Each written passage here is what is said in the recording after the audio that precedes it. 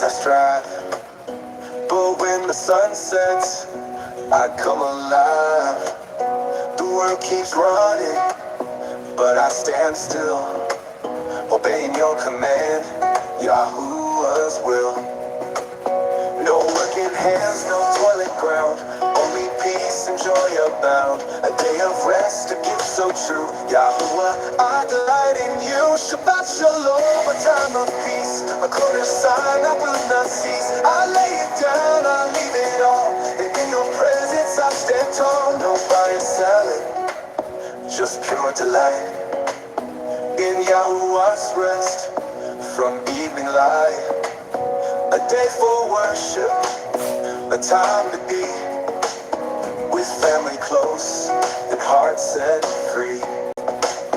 I hear your voice in stillness deep. You call me close, my soul to keep. Your love surrounds, your spirit leads. You give me rest to meet my needs. Set apart from worldly ways, I lift my voice in songs of praise. Your covenant forever stands. I trust, obey, and lift my hands. The work is done, the table set. Your Sabbath peace I won't forget. I breathe it in, I let it flow. A glimpse of what's to come, I know. Shabbat shalom, a time of peace, a quarter sign that will not cease. I lay it down, I leave it all, and in your presence I stand tall. From week to week, this truth remains, a day of joy and touched by chains. Oh Yahuwah, my King, my rest, in your Sabbath I am blessed.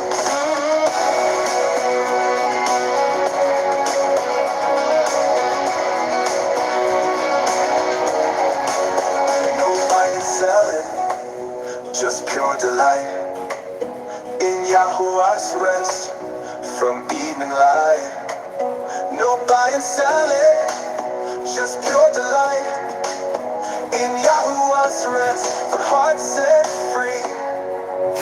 No buy and selling, just pure delight in Yahuwah's rest for hearts set free.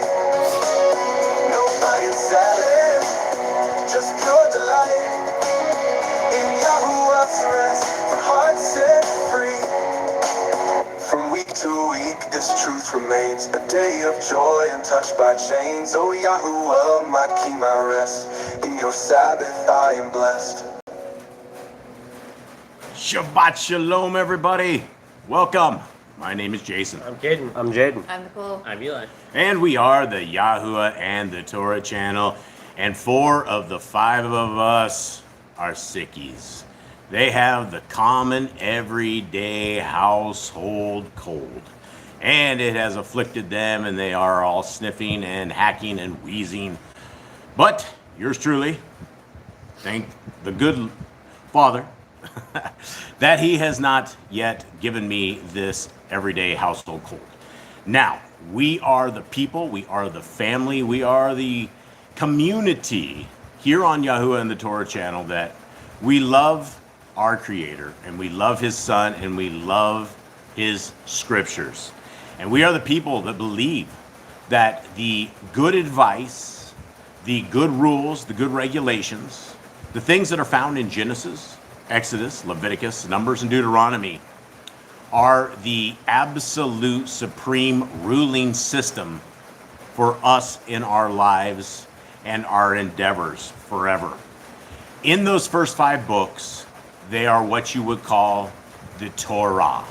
And the Torah is what people say are sometimes called the law. In fact, it really means the way forward. And in those 5 books, we learn about the heart, the mind, and the endeavor of our Creator and how He wishes His creations to live, to perform, to act, to worship. Everything that we need in this world that we are in right now has been given to us in those first 5 books. Now, some of that may sound very confusing to those of you, if anyone out there is new, because in this so-called religious system where everybody has salvation all dialed in and everybody's saved, in fact, they will tell you you are so saved that once saved, always saved. Nobody will ever be able to pluck you out of the hands of the Creator. There's nothing you could ever do. once you have made that one decision to ever lose that salvation. Now, unfortunately, that is all rhetoric. That is all lies. That is all what they would call dogma. It's things that people believe but don't actually exist in scriptures. In fact, there's a lot of people, probably in scriptures, that didn't make it. There's a lot of people, especially in this religious system, that won't make it. When you are looking at simple verses like Revelation 14:12, it says that the people that are saved have two qualities, two attributes, two things that if you are obedient to the laws, to the statutes and the commandments of our Creator, and you have the faith of our Messiah, that will give you qualifying factors that you can actually become a child of the Most High. So if you only have a guy they call Jesus, and his name is not Jesus, his name is Yahushua. There were no J's in Hebrew, so let's call him by his Hebrew name. Names don't translate. I came down to a Spanish-speaking country, and nobody can figure out the name Jason. They all call me Jason at best, because there are no J's down here. It doesn't exist down here like this. And so as we are trying to figure out the way of our Creator and the way of true salvation, salvation is only found with fear and trembling. It is only found with repentance, obedience, and the faith of our Messiah. So much love to everybody out there that comes now, that comes later.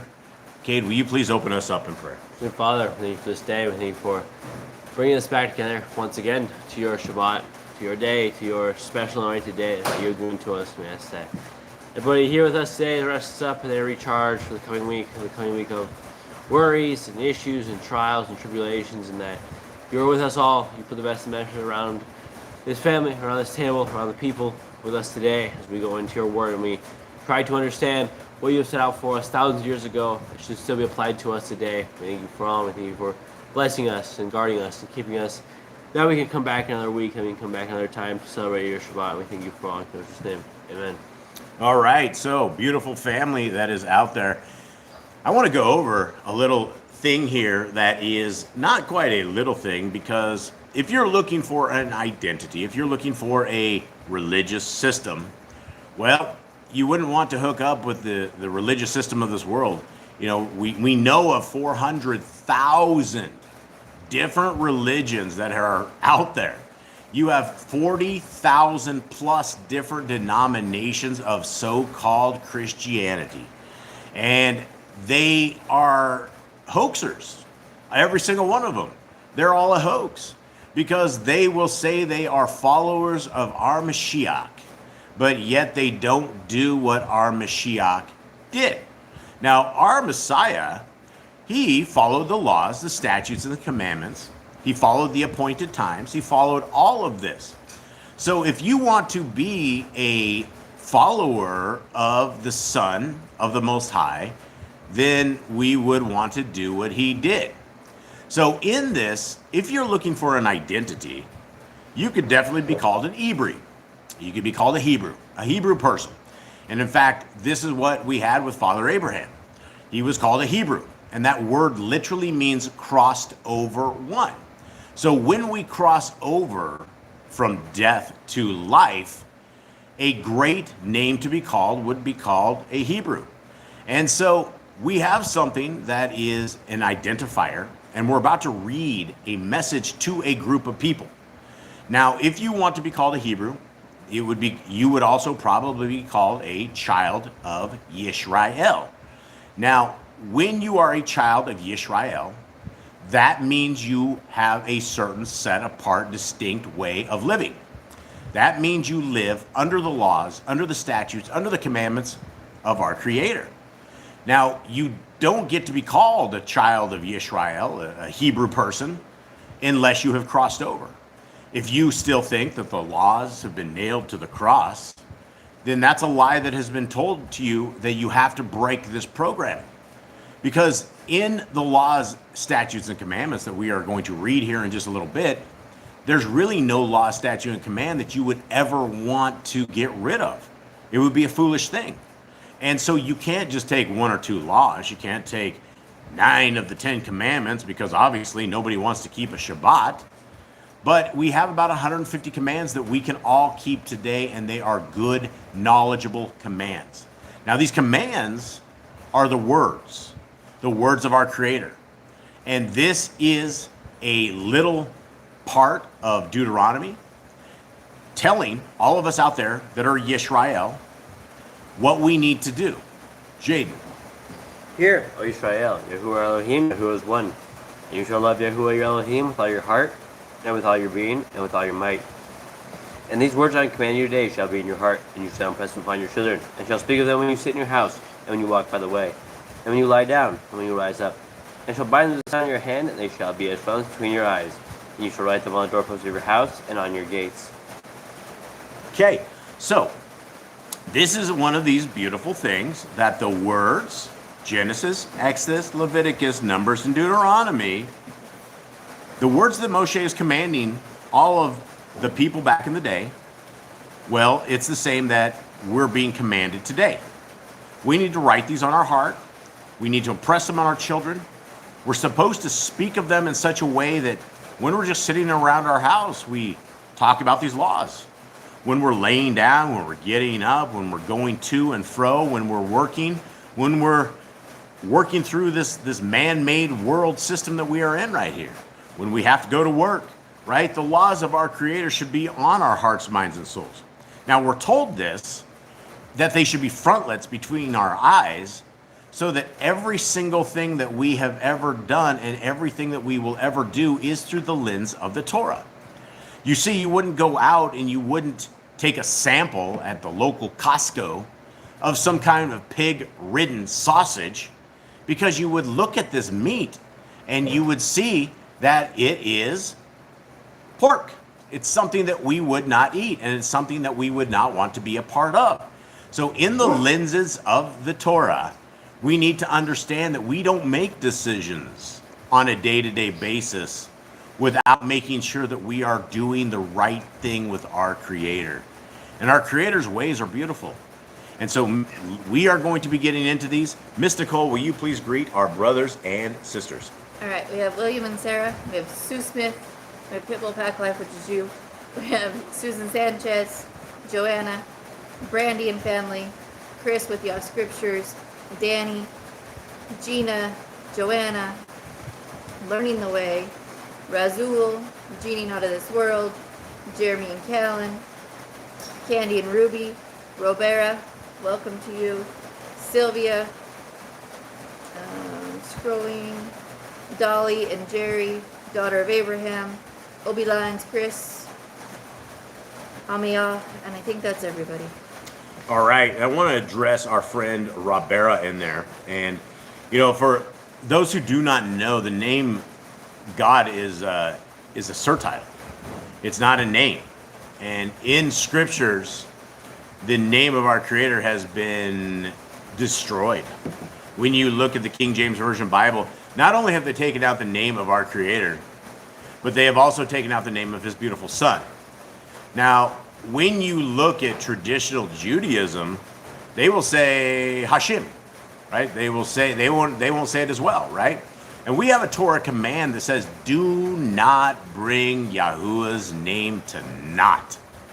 So when we are saying things like God, when we're saying things like Hashim, when we're saying like as the Judaism does, where they do a and they don't even say the name of our Creator, that's not bringing any glory to His name. Now, there's no place in Scriptures ever that we have ever been told not to say the name of our Creator or His Son. And so when you have a very bad Bible translation, you will have words like God. You will have words like Jesus. And they didn't name the Son of our Creator Jesus. And people get on a lot and they will yell at me and they go, oh, Jason, it doesn't matter his name. It very much matters their name. In fact, the other day, some guy got on there and I can't remember what his name was. I think it was like Reuben or something of the sort. He goes off on me of this. And I go, well, it's okay, Bob. And I told him, call him Bob like 3 times. And he writes back, he goes, why did you call my name Bob? And I said, the same reason you called our Messiah's name Jesus. His name isn't Jesus. His name is Yahushua. And when we have our eyes opened, and our Creator has opened our eyes to the true names and the true way, reading his Torah, then we would want to make sure that we are addressing our Creator with the correct name. And it is something that is important because all of us, the name is something very, very important. So guys, let us make sure that we are rocking the correct name and the correct ways. Yeah, and we don't hail Zeus, right? That's exactly right. Joanna says that. It's not something that we want to hail him, right? So we want to get this right. Now, what we're going to be doing here is we are going to be reading these beautiful, amazing Torah commands. Now, Mr. Nicole, if you can throw in a link to these free scriptures, what you're looking at right before your eyes is you guys are looking at Yah Scriptures. And this is what I believe is the greatest English translation that has ever been bestowed. And these are all free versions. Now, if you get this for the Apple or you get this for the Android, on the very first page, the second big blue box right here says Torah commands. Now, when we go into this, these are every one of the Torah commands that we can keep today as Yah's people. And some of them have been put together. Things like hygiene laws, some of the Levitical laws as far as food goes have been put together. But what folks don't understand is that we don't need a Levitical priesthood outside of our Messiah, Yahushua, who is our Melchizedek priest. We don't need somebody with a sacrifice and an animal sacrifice to atone for us so that we can present ourselves before our commander-in-chief, which is Yahuwah, and his beautiful son.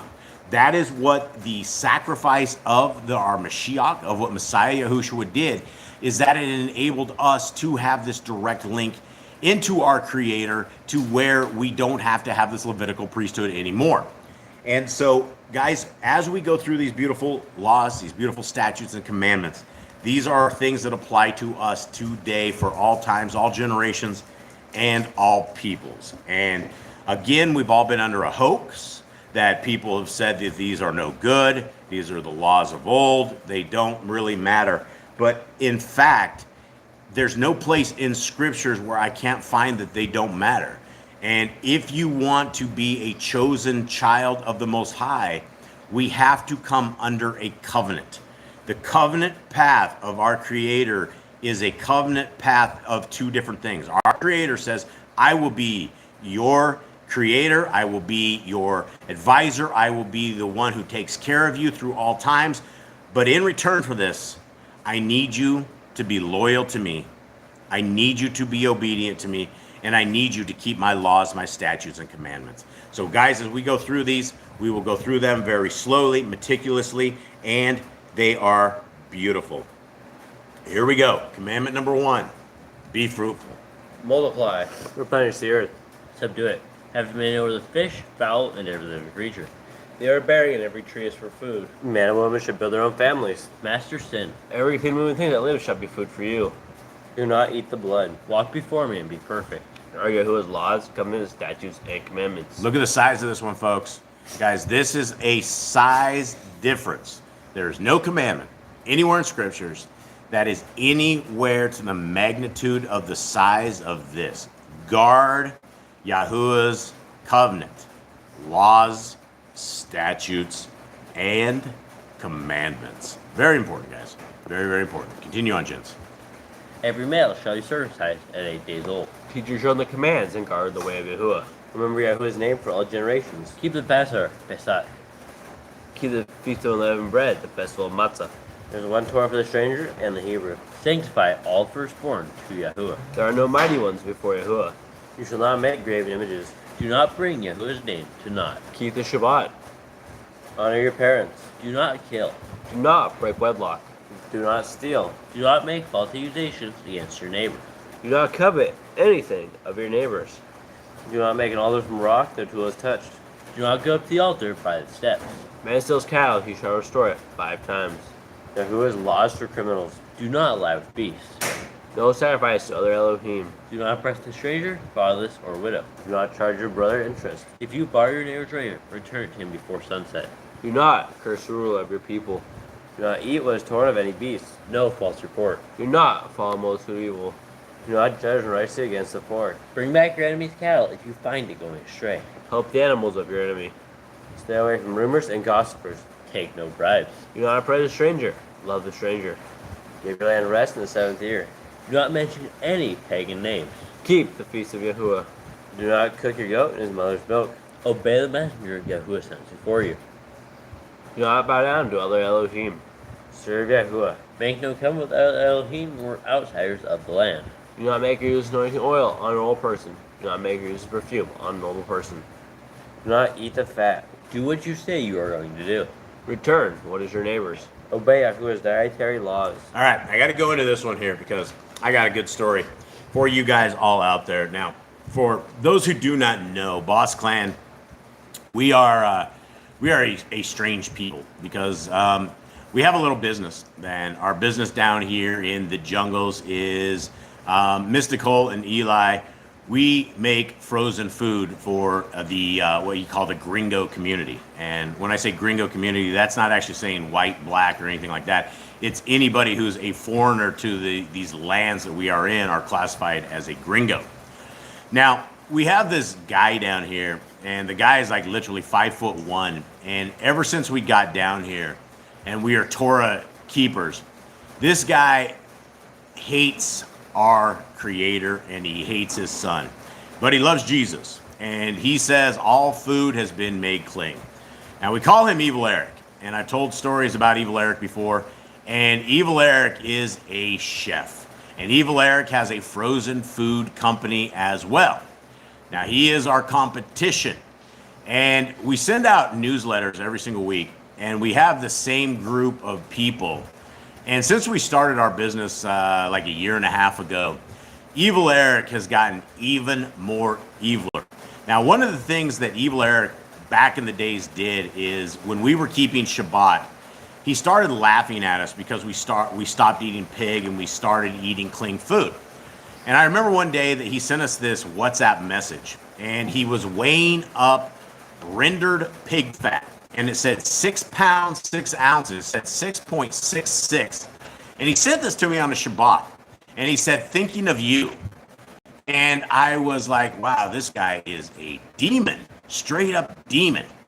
And it's crazy because in all of our newsletters that we do, we always tell everybody we have a clean kitchen. And it's not clean from the standpoint of just dusting it off. We're talking about we do not cook up pig, shrimp, lobster, any of this stuff, while we have this guy Evil Eric, and he puts rendered pig fat in nearly everything that he does. And he makes these jokes and these comments, and he completely always laughs at us, and he's like, oh yeah, it's like a giant joke that we keep the laws of our creator. And so what we ended up, he sent out a newsletter this week, and I just skimmed through it, and I was, my dog's over here chortling. When we were looking at it, in the middle of it, he said something about it's time to start smelling like a man. And he had bars of soap, and he says, we are a waste-free kitchen. And he said he was barbecuing up a whole bunch of pigs, and the grease that dropped from this thing, he rendered it up and made bars of soap. And he literally said it's the cleanest pig in all of Panama. And I looked at that bar of soap, and he was having these little emojis of the guys laughing, and this is such a big joke to him that we were like, he literally is selling bars of soap of rendered pig fat. And it's when you barbecue that stuff, you start, he literally said you smell like a man. So this guy loves pigs so much, hates the commandments of Yah. And this is why when we go into these laws, these statutes and commandments, we have commandments that say, don't tempt our creator. And when you remember the story of King Agag and Saul, remember Saul was supposed to kill off every single one of them, and instead of him killing off all of these people, he brought the king back. He brought back all their cattle, all their stuff. Well, our creator didn't say go kill off everybody because he's just a savage. These people that our creator wanted to be killed off are literally savages, right? This is what they were do. They were all cannibals. They were all Satanists. They were all demons. They all worshipped other Elohim. And they were all part of this entire thing. And then you had a amazing guy like Samuel, who went and destroyed this king, took him out. And can you imagine what everybody saw as Shemuel picked up his sword and hacked this guy to bits? And so, guys, we live in this day and age where all of these demons, they hate Yah's commandments. They hate his ways. When you look at the book of 2nd Ezra, it talks about the people that are being saved, or it's a drop of water in comparison to a wave. There's not a lot of people that are saved. And when you look at us down here attempting to try to educate people into clean food, a lot of people laugh at us. A lot of people, they buy our food, but they laugh because they're like, oh yeah, this is the white meat, it's all clean. Guys, we have a dietary law that has been given to us in Leviticus 11. And the thing about pigs is they do not sweat the same. They are cannibals. They are disgusting. They have parasites. They have all this, and people are like, well, yeah, you can just fry the parasites out of them. But yet there's hundreds of thousands of people that get sick every single year. There are thousands of people that die because of these parasites. It's not a food. This is very, very important that we understand that there are foods that we don't eat. We don't eat lobster. We don't eat shrimp. We don't eat catfish. We don't eat horses, right? There's things that do not digest the same way that other animals digest. And when you are scoffing and tempting our Creator and laughing at him selling pig soap, it's at your own expense. These are things that are going to be dialed up for you on Judgment Day. And as much humor as you have in making fun of people that are keeping the commandments of our Creator, it's going to be a very sad day for you on Judgment Day. So guys, it's time for all of us to align our lives into this Torah, into the ways of our Creator. Continuing on, guys. Women's time of separation. Stay away from them. Obey Yahuwah's hygiene laws. Keep the Day of Atonement, Yom Kippurim. Do not uncover the nakedness of your family. Do not take your own sister for wife. Do not lie with a woman or uncleanness. You shall not sacrifice your children to Moloch. Do not be a sodomite. Be Kodesh, holy. Do not reap the corners of your field, or you shall not glean your vineyard. Do not deal falsely, or defraud your neighbor. Do not lie, or be a liar. Pay your workers for the day's wage they are due. Do not harm the table. Do not endanger your neighbor. Do not hate your brother. Rebuke your neighbor for a sin. Love your neighbor as yourself. And that's the thing with Evil Eric, is we have rebuked him, right? We've for the last decade, he and we've been going to war, and he looks at me like I'm the most evil person in the world, when in fact, another story, a little quick one here, is we were doing a different market back in the day, and we were coming into Torah, and we knew after he had sent us this pig rendering and pig fat that that's all his life is about. And one time he went up and tried to shake the hand of Caden, and Caden was freaked out. He was still a youth. Caden wouldn't shake his hand, and that just upset Evil Eric so much, because we know that when you are abominable, when you live this lifestyle that, the kids were just kids, and they literally wouldn't shake the hand of Evil Eric because they knew that he was unclean. And that's the thing about knowing the Torah, is that we can stay away from things like that. And, it really, really offended him. But I think it's funny to this day, and he knows how we are pro-Yah, and it's very, very clear how anti-Yah this guy is. All right, continue on. Do not mingle your seed. Do not mingle in a wool. Do not lie with a taken woman. Trees for 3 years. Do not practice sorcery. Around your beard or the corners of your head. Do not cut yourself for the dead. Do not get tattoos. Do not prostitute your daughter. Do not defile your temple. Do not consult the medium. Respect your elders. Just a little bit, fellas. Have correct weights and measures. Do not walk in the manners of the nation. Keep the Feast of First Fruits, Shavuot, Omer count, Pentecost. Keep the Feast of Trumpets, Yom Teruah. Keep the Feast of Sukkot, Shemini, Atzeret. If you blaspheme the name of Yahuwah, you shall be put to death. If you kill your neighbor's animal, you must give him another. Repay injury for injury. Honor the Yovel, Jubilee year. Confess your sin to Yahuwah and repay who you have trespassed against. The law of being a Nazir. Wear easy all the four corners of your garments. The law of whoever touches the corpse. Follow Yahuwah's law of inheritance. Torah, keep your oath to Yahuwah. Do not add or take away from the word. Guard your soul. Lord, to fear Yahuwah. You shall love Yahuwah with all your heart. Bind the laws upon your hand and the frontlets between your eyes. Write the laws on your doorposts. Do not tempt Yahuwah. Do what is right and good in the sight of Yahuwah. Do not be afraid of your enemies. Remember Yahuwah. Circumcise your heart. Slow down, speed Cleave to runners. Yahuwah. Swear by his name. Destroy graven images. Do not make an idol of Yahuwah as the pagans do to their Elohim. Rejoice in all Yahuwah has blessed you with.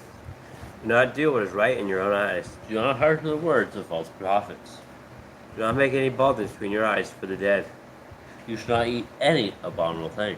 You shall give to a stranger of clean food that dies of itself, but you shall not eat of it. Give tithe your increase of seed year by year. Laws of the end of the 7-year release. Do not borrow from the nations. Do not harden your heart, nor shut your hand from the poor. Guard month 1 of Yahuwah's calendar.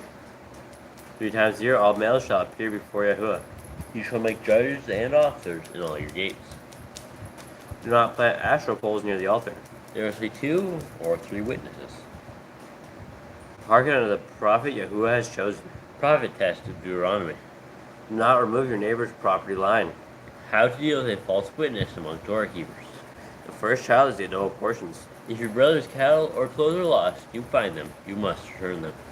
A woman should not wear what pertains to a man, nor a man wear what pertains to a woman. If you find a bird's nest, the mother and the babies or eggs, well, I messed up. Take the babies, but not the mother. If you build a new house with a flat roof that is able to be lived on, you must put a railing around it. Do not be a prostitute. Do not use dirty money. Torah of divorce. Do not take a person's millstone for a pledge. If you lend your brother, do not enter his house to get your payment. He must bring it to you. Return his clothing before sunset if that was his pledge. Do not oppress a hired servant that is poor and needy. Every man shall be put to death for his own sin. Do not go back to the forgotten sheep in the field, leave for the stranger, fatherless, and widow. Do not muzzle your ox when he treads out the grain. If your brother dies and has no child, you shall take his wife, and then the firstborn after your brother. At the end of 7 years, you are to read the Torah at the Feast of Sukkot, the Feast of Tabernacles. All right, so there we go. And gentlemen, you guys, if you guys want to take off, you can go. Just give me the next thing before you go. What it is in Luke 18. Luke 18. Okay. Okay. Okay, yeah, so these guys are all sick, and so they did the very best they can to roll through this here. And so I appreciate it, guys. Thank you very much. Yep. All right, so guys, here we are. Let us get into this. Jade, you can give me a recap before you go, though. Yeah. Give me the recap on this. And so, guys, as we went through these Torah commands, right? Every one of these Torah commands were absolutely beautiful. There's nothing that you would want to get rid of unless you want to harm the disabled. All these appointed times that we're told to keep. All of this is super, super important. All right, and that takes us to the last book of Numbers. The last chapter of Numbers. Thank you, Jade. And so, guys, let us, Jade, if you do a recap for us, let's do it. So this is the final chapter of Numbers. And Numbers was pretty self-explanatory at the beginning. It was all numbers. It numbered every single tribe, every single person going out of the army, every single Levite, and it labeled everyone and what they did and who they were, where they were from. And then we got commandments that we learned. They got scared. They ran away. They did things they weren't supposed to do. They had plague come upon them. They finally killed Bilam. He was working with Moab. People went astray again. Following Yahuwah, he sent down fiery serpents upon them. He had people rise up from their own tribe against them, and they got consumed by the earth. And the people chose the land. Some of the people did. 3 of the tribes chose land for themselves. Some of the people didn't have an inheritance because their father died and they had no brothers. So Yahuwah gave the inheritance to the daughters and made more commands. And then the people got told where they were going to camp and what they were going to do. And then they also learned what the cities of refuge would be when they got inside of it. They got their cities to, if they killed someone, where to go, how to do it, and what the requirements were to live in the cities. All right, so thank you very much. This one's a really short chapter. If you want to stick around for the recap of Luke 18, then we'll finish this. Okay, and so Obi Lion says my brother-in-law had a stag party. I didn't even know what a stag party is. I'm guessing it is like a bachelor party. Bachelor party, yeah. I guess that's what it is. We in the States they call it the bachelor party. I was invited to it, didn't attend. Turns out he wore women's clothes throughout. So grateful I didn't profane the Shabbat with him. Yeah, absolutely. You would have felt very, very bad. You would have felt defiled, and you made the absolute best call. Absolutely, good job, bro. Very, very good job. Yeah, this is a wicked world. This is a wicked generation that we are in. You know, when Messiah Yahushua says, this is a wicked generation. Imagine if he saw the world that we are in now. 400,000 different religions. Every single one of them are anti-Torah, anti-Messiah, anti-Yahuwah. There's nobody loves our Creator, and they'll say, "Oh yeah, we love God with all our heart, mind, and soul," but these Torah commands, these are just too much for us. Okay, here we are, Numbers 36. And the heads of the fathers of the clans of the children of Gilad, son of Machir, son of Manasseh, of the clans of the sons of Yosef, came near and spoke before Moshe and before the leaders, the heads of the fathers of the children of Yisrael, and said, Yahuwah commanded my master to give the land as an inheritance by lot to the children of Yisrael. And my master was commanded by Yahuwah to give the inheritance of our brother Zelophehad to his daughters. Now, if they are married to any of the sons of the other tribes of the children of Yisrael, then their inheritance shall be taken from the inheritance of our fathers, and shall be added to the inheritance of the tribe into which they marry, and taken from the lot of our inheritance.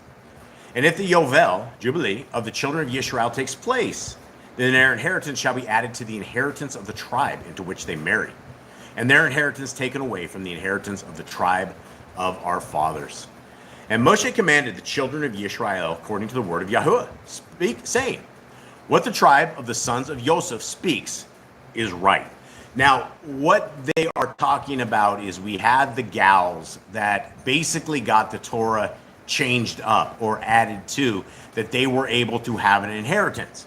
Now, what the problem is the sons of Joseph were like, well, if these women marry into our tribes, then all of the inheritance, basically the lands and the things that should be inherited down, go into different tribes. And that is the crazy thing about how our Creator split the lands up and split the people up, is that everything was supposed to stay within tribes. You don't have a tribe of Judah that ends up getting stuff into a tribe of Issachar or anything of the sort, right?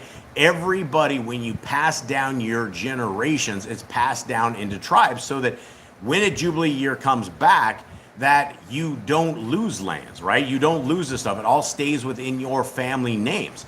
And so here again, we have a very good, astute person of the tribes of the sons of Joseph. And Moshe's like, yeah, these guys speak right. So this is what our Creator has amended for these guys to make sure things are right. This is the word which Yahuwah has commanded for the daughters of Zelophehad. Say, let them marry who is good in their eyes, but let them marry only within the clan of their father's tribe. And the inheritance of the children of Yisrael is not to change hands from tribe to tribe. For every one of the children of Israel is to cling to the inheritance of the tribe of his fathers. And every daughter possessing an inheritance in any tribe of the children of Israel is to be the wife of one of the clan of her father's tribe, so that the children of Israel possess each the inheritance of his fathers. Okay, hold on, you have a question? All right, what do we got? Daughter of Abraham says, why is there a tribe of all the sons of Jacob, but a tribe of Joseph and Benjamin? So why is there a tribe of all the, but a tribe of Joseph and Benjamin? Well, Joseph had two kids, right? We had Ephraim and Manasseh, and that basically became, there's kind of 13 different tribes. But Levi doesn't count, so it's really close. Yeah, Levites don't count. Did I answer that right, Jade? Yeah, wait, what's the question? Read it again. Why is there a tribe of all the sons of Jacob, but a tribe of Joseph and Benjamin? See, I don't know if I understand exactly what she's saying on this. Sis, yeah, I don't quite get it. Also, we have Benjamins, but not Josephites. Is there a biblical reason? Yeah.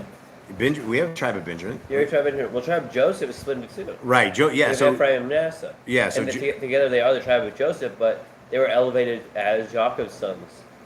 Yeah. So I think. So I think she's just saying, why is there not a tribe of Joseph? Yeah, so there is a tribe of Joseph. Basically, Joseph's two kids, Ephraim and Manasseh. And that's why they call them the half tribe. They only get half of a full tribe inheritance. Yeah, so I think that answers that, I think. If not, then try to rephrase that. I might be a little slow sometimes. So, all right, here we go. Where's that, 9 or 10? I think 9. I think that's where I'm at. Thus the inheritance is not to change hands from one tribe to another, but every tribe of the children of Israel is to cling to its own inheritance. As Yahuwah commanded Moshe, so did the daughters of Zelophehad. For Machlah, Tirzah, and Koglah, and Milcah and Noah, the daughters of Zelophehad, were married to the sons of their fathers brothers. And they were married into the clans of the children of Manasseh, the son of Joseph, and their inheritance remained in the tribe of their father's clan.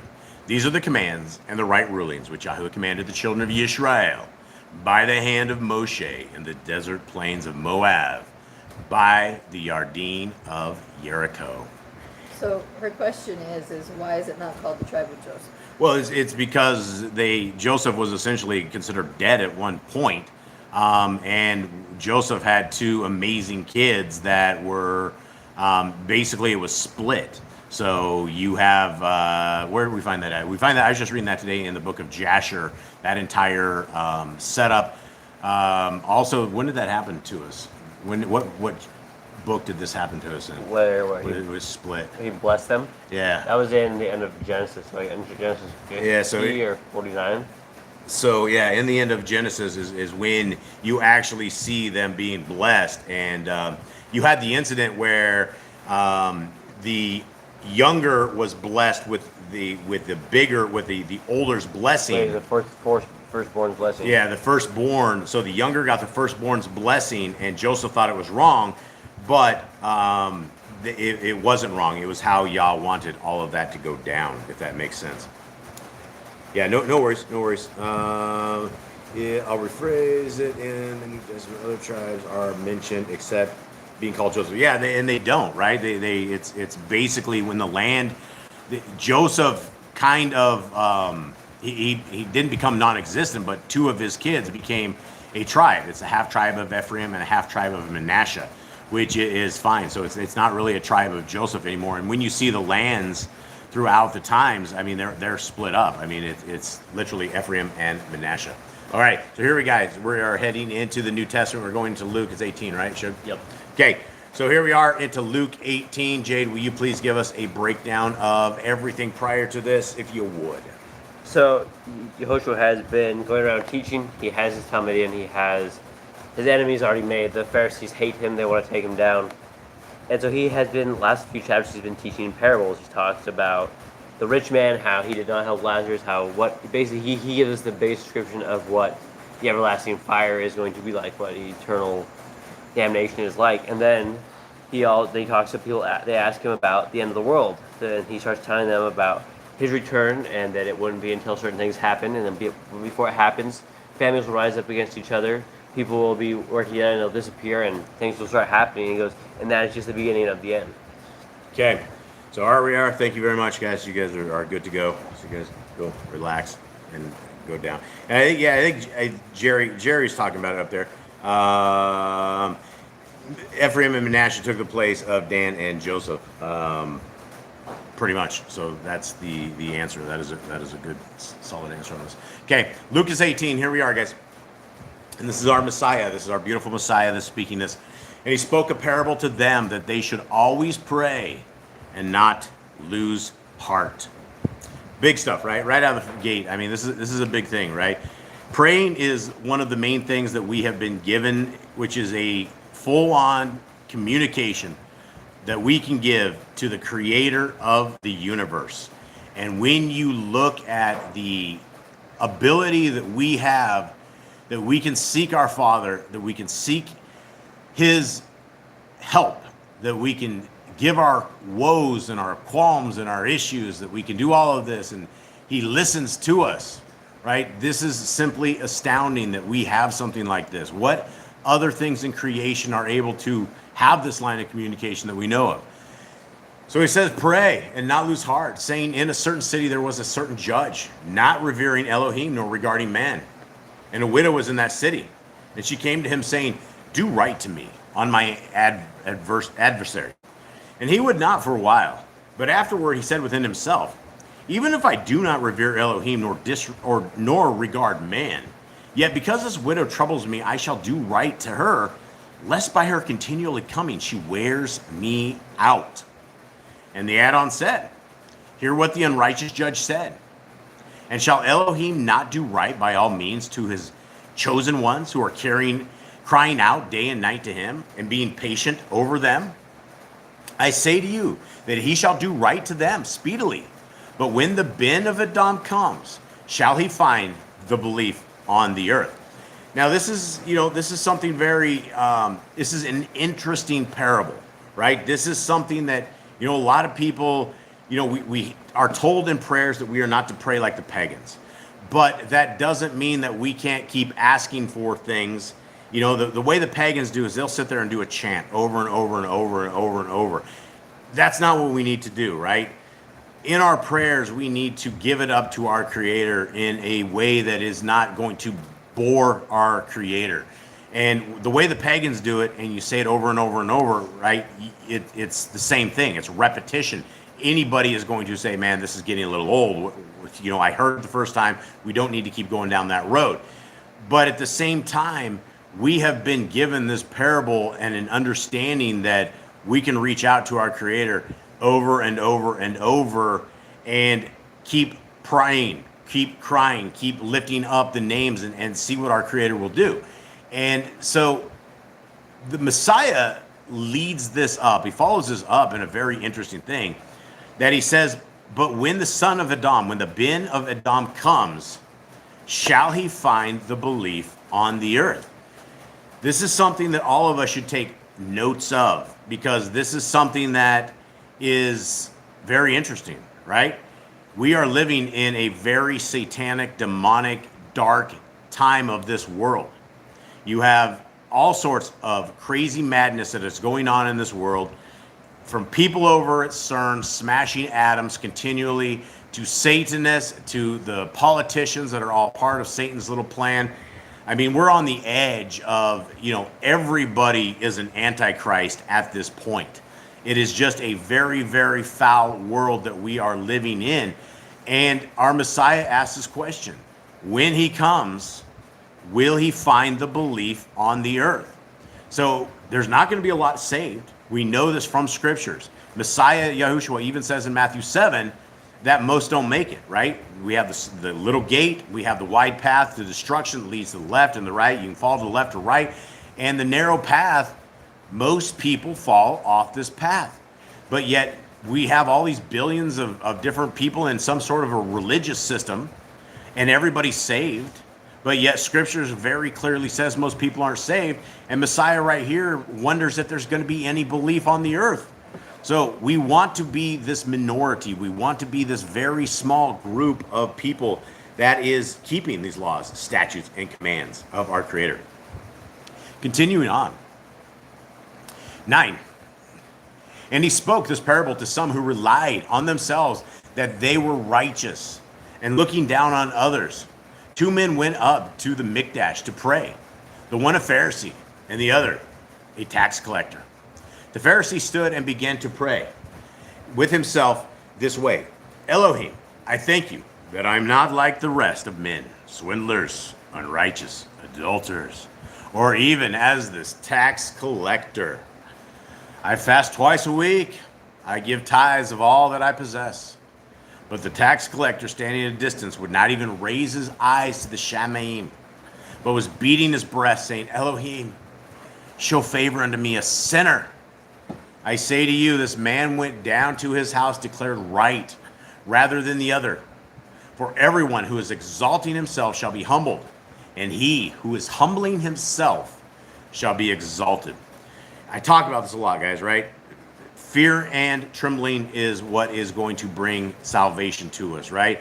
This entire understanding or thinking that, yeah, I'm saved, that there's not going to be any, that you're completely out of harm's way.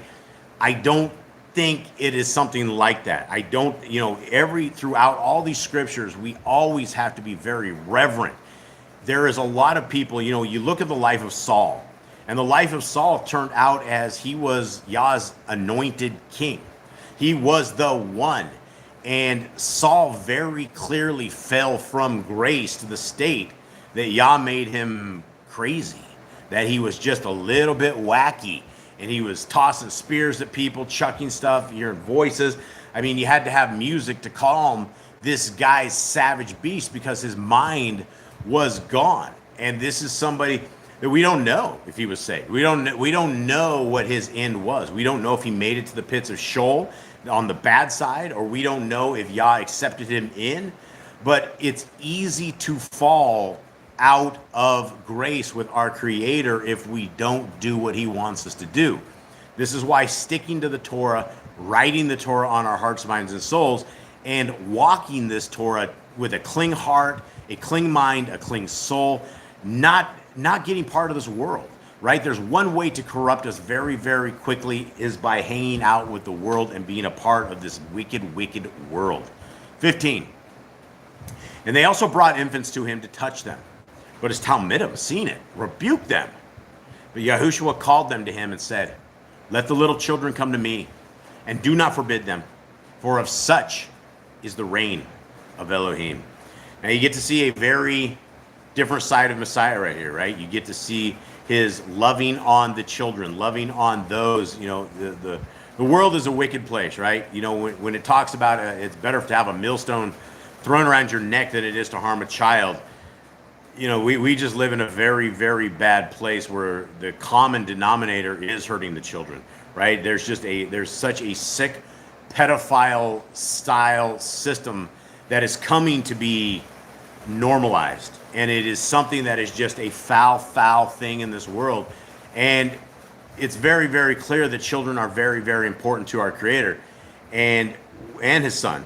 And when it is, we're offering all of our kids to the abortion tables of Moloch day after day, month after month, worldwide, we've just destroyed the world, right? The entire commercialized abortion system is something so foul and so evil that it's out of control. And so, guys, the children are to be protected, they're to be taken care of, they're to be loved.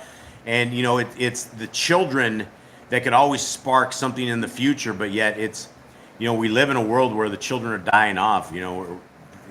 It's, I don't even know if I can say this anymore, but we're experiencing a kill-off of the world's population right before our eyes. And I can't say any more than that, but with those that have eyes to see and ears to hear, you guys understand that this decade has been an atrocity on the human race. 17. Truly I say to you, whoever does not receive the reign of Elohim as a little child shall certainly not enter into it. And a certain ruler asked him, saying, good teacher, what shall I do to inherit everlasting Kai? How do I inherit life? So Yahushua said to him, why do you call me good? No one is good except one, Elohim. Now this week, I got an email, and it was from a dear sister, and she was bringing me up all of this information on the Trinity. And she's like, well, all the church forefathers, they all like the Trinity. And it was something that she presented me stuff from the Catholic Church. And when you look at this verse right here, verse 19, why do you call me good? No one is good except one, Elohim. Our Messiah very clearly gave us a Trinity breaking verse right here. And these verses are all over Scriptures, right? From the Apocrypha to all of the original books, nobody ever thought the Creator and his Son were the same individual. It is one thing, when we look at the story of Abraham and Isaac, and Abraham was told to offer up his son on the sacrificial altar. This is the same thing that our Creator did with his legitimate son. He didn't kill himself off. The Creator did not let himself be killed at the hands of Hasatan and man, but he let his begotten son die. So when you look at a verse like this, if there is a Trinity, then our Messiah just lied to us. And I do not believe that for a second that our Messiah is ever going to be in a ruse, that is going to be in a lie. So when this guy said, good teacher, Messiah says, I'm not good.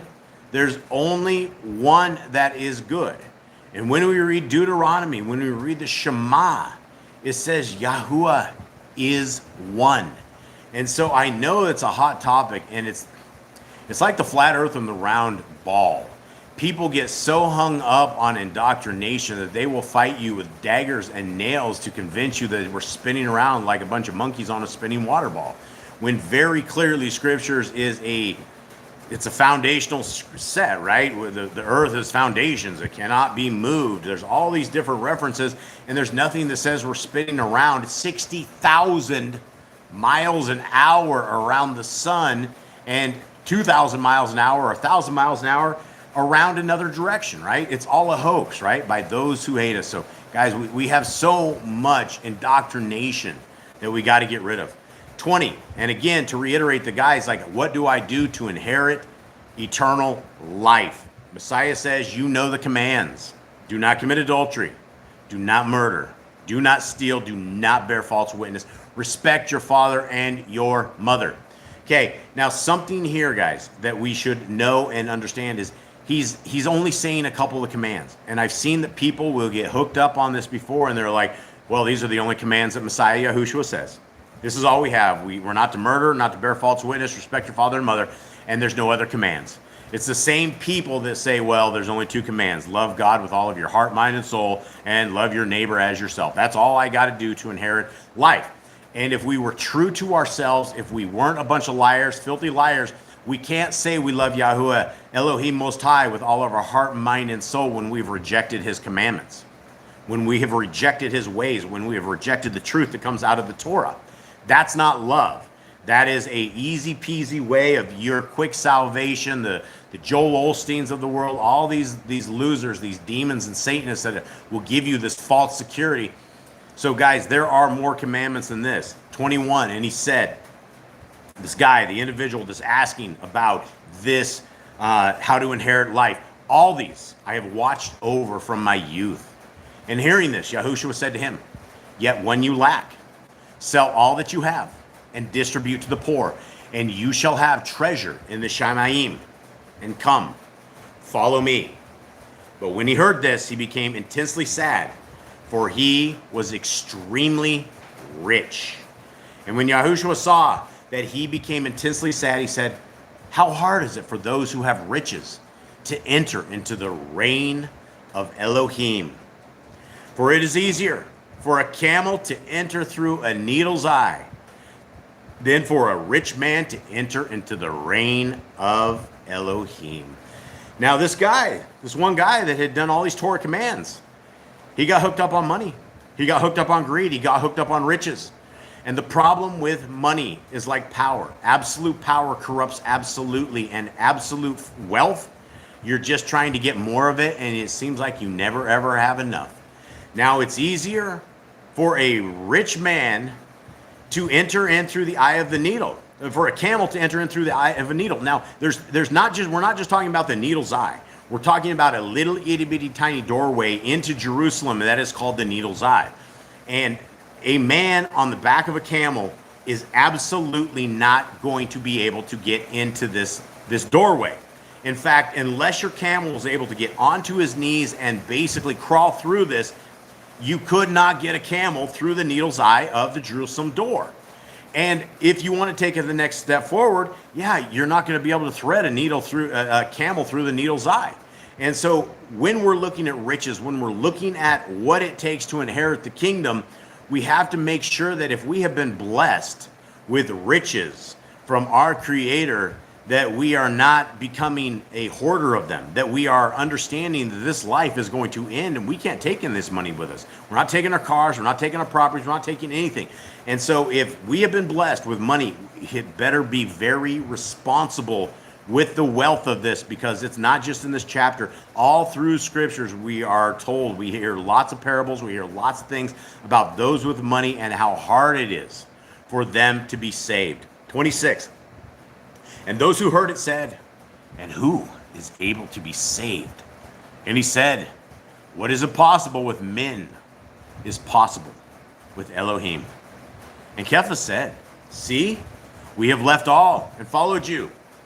And he said to them, truly I say to you, there is no one who has left house or parents or brothers or wife or children for the sake of the reign of Elohim, who shall not receive many times more in this present time and in the age to come, everlasting Kai.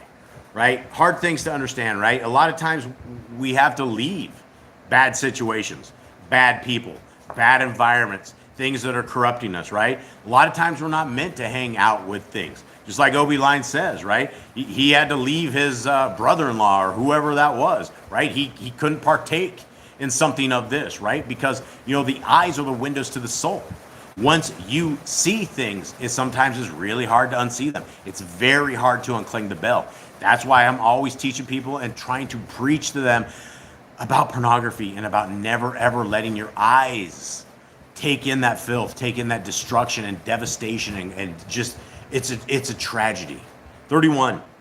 And taking the 12 aside, he said to them, "See, we are going up to Jerusalem, and all that has been written by the Neviim, by the prophets, about the son of Adam, about the Ben of Adam, shall be accomplished.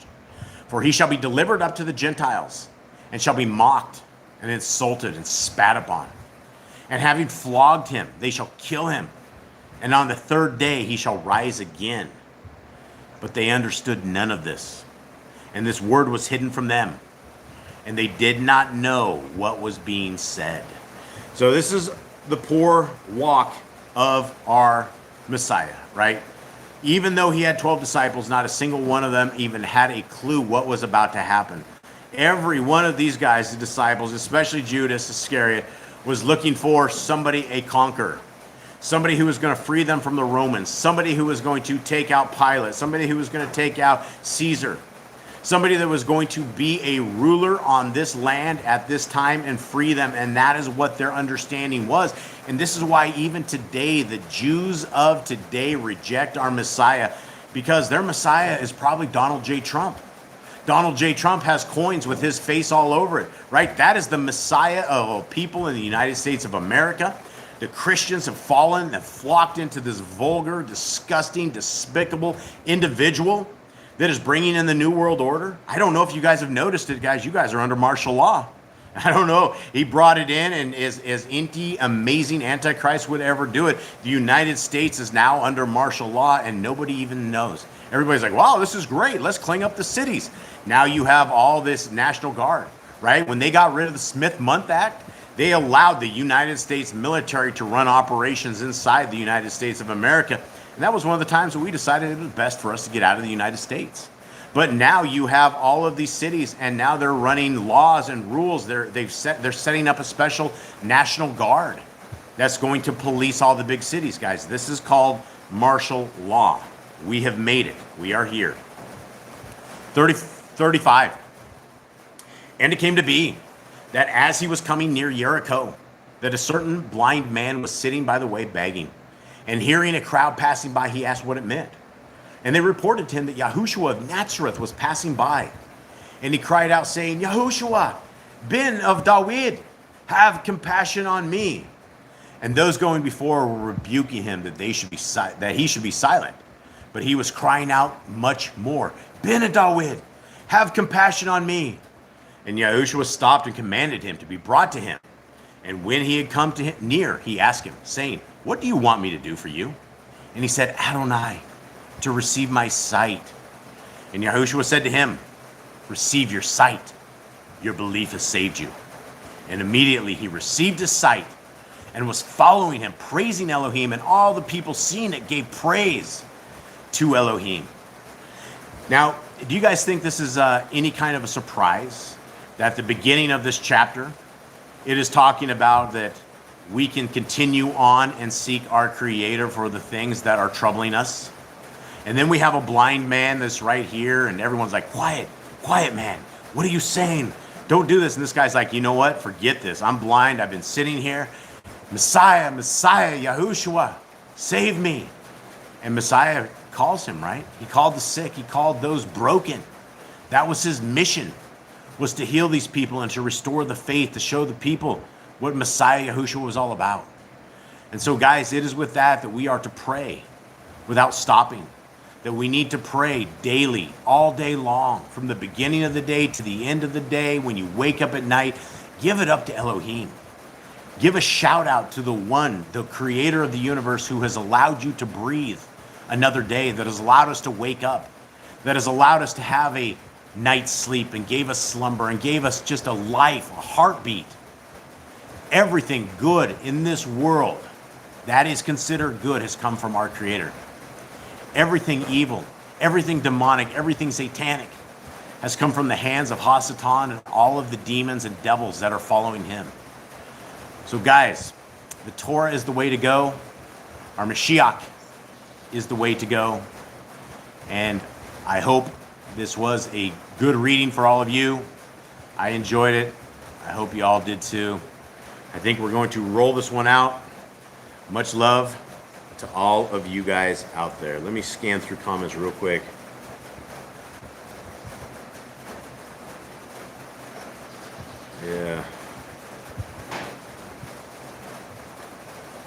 Yeah, all right. Well, here we are, guys. Much love to all of you guys out there. Well, daughter of Abraham posted a question. What you got? It's about Saul. Many people said it should have been David, and it was never meant to be Saul due to Samuel's prophesied before anointing him, and because they wanted a king. What are your thoughts? Even David said that Saul was Yahuwah's anointed. It was Yah's will. Yeah, it was definitely Yah's will. Definitely Yah's will. Saul had a very big place in this, and Saul had a shot at all of this. And David would have been way too young even then to be king when this was. Saul was king for a long time prior to David even taking reign. There was a lot of stuff to do. Saul was battling for Yisrael, bringing the tribes together. He had his place. Unfortunately, he fell from grace. So with that, much love to you. It's Sabbath rest, right? All right. Much love, y'all.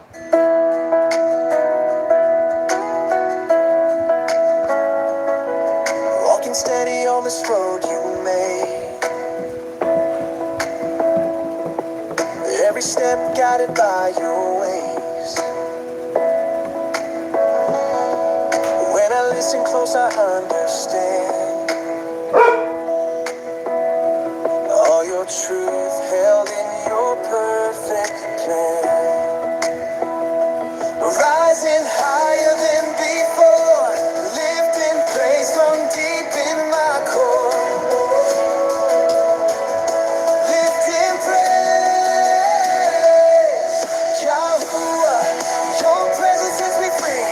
Dancing wild 'cause you're all I need. My heart alive with pure delight as I move within your light. Dancing, praising, celebrating. Your ways are true and I'm not waiting to lift my hands to you.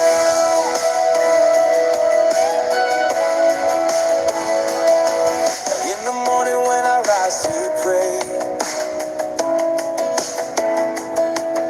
in the evening as I end each day, every word you speak becomes my song, teaching me where I belong.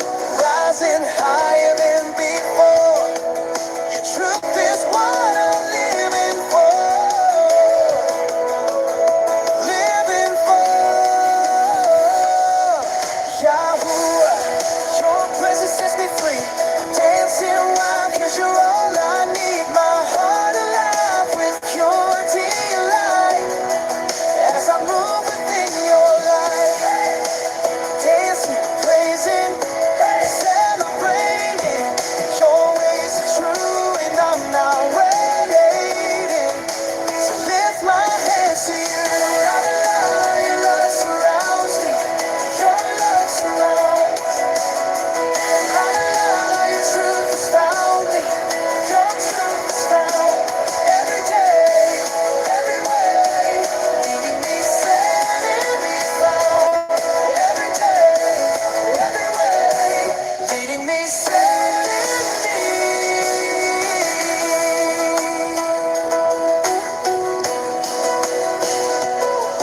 Yahuwah, your presence sets me free. Dancing wild 'cause you're all I need. My heart alive with pure delight as I move within your light. Dancing, praising, celebrating.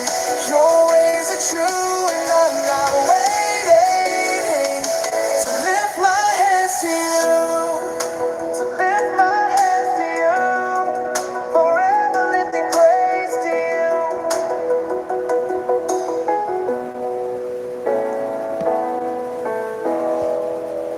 All right, much love to everybody out there. Real quickly on the tribe of Dan. Dan was into idolatry and various different things, but even though he was cut off in scriptures, in Ezekiel's end time vision, Dan still receives an inheritance. So it's not like he's completely gone, but he was one of the very first tribes that they set up idols and various things of that nature.